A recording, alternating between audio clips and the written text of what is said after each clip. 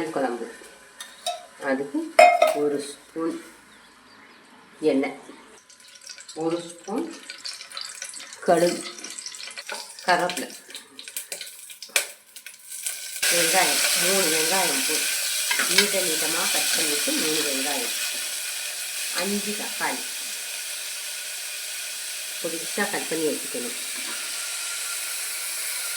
இந்த மாதிரி பிரிந்து வந்த பிறகு 4 ஸ்பூன் குழம்பு மிளகாத்தூள்,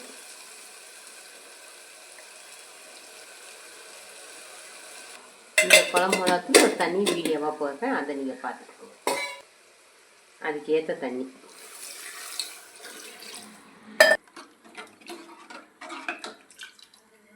தக்காளி குழம்புக்கு தேவையான உப்பு, 10 நிமிஷம் மூடி வைக்கணும். ஆஃப் பண்ணிடணும்.